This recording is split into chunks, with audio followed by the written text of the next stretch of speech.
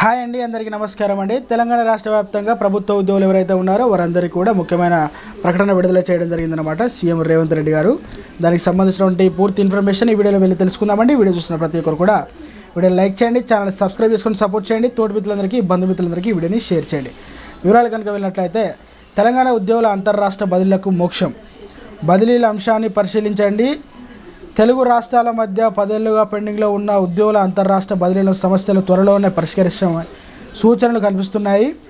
అయితే ఆంధ్రప్రదేశ్ నుంచి తెలంగాణకు, ఇక్కడి నుంచి ఆంధ్రప్రదేశ్కు బదిలీ కావాలనుకున్న ఉద్యోగుల విషయంలో తగిన చర్యలు తీసుకోవాల్సిందిగా సీఎం రేవంత్ రెడ్డి సాధారణ పరిపాలన శాఖ అధికారులకు సూచించినట్లు తెలిసింది. అయితే ఈ బదిలీలకు సంబంధించి 2 రాష్ట్రాలు పరస్పరంగా అంగీకారానికి రావాల్సి ఉంది.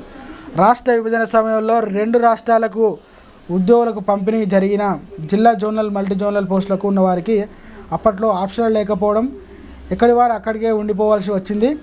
అయితే స్వచ్ఛందంగా ఏపీకి వెళ్ళాలనుకునే వారు దరఖాస్తు చేసుకోవాల్సిందిగా తెలంగాణ ప్రభుత్వం 2021లో ఉత్తర్వులు జారీ చేసింది. ఆంధ్రప్రదేశ్ ప్రభుత్వం కూడా ఈ అవకాశం కల్పించిందనమాట. దీంతో ఏపీ నుంచి తెలంగాణకు రావడానికి 1881 మంది, తెలంగాణ నుంచి ఏపీకి వెళ్ళడానికి 1369 మంది దరఖాస్తులు చేసుకున్నారు.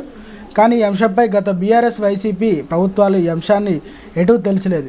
ఇప్పుడు 2 రాష్ట్రాల్లో కొత్త ప్రభుత్వాలు ఏర్పడడంతో సమస్య మళ్ళీ తెరపైకి వచ్చింది. ఏపీ నుంచి తెలంగాణకు రావాలనుకుంటున్న ఉద్యోగులు ఇటీవల ఇక్కడి ప్రభుత్వ ప్రధాన కార్యదర్శి శాంతికుమార్ని, సీఎంఓ ముఖ్యదర్శిని శేషాద్రిని కలిశారు. ఈ అంశాలను అధికారులకు సీఎం రేవంత్ రెడ్డి తీసుకెళ్లగా త్వరితగిన పరిష్కారాలు అంటూ అధికారులను ఆయన ఆదేశాలు జారీ చేశారు. దీంతో రాష్ట్ర జీఏడీ అధికారులు ఏపీ అధికారులతో సంప్రదింపులు అయితే జరగబోతున్నాయి.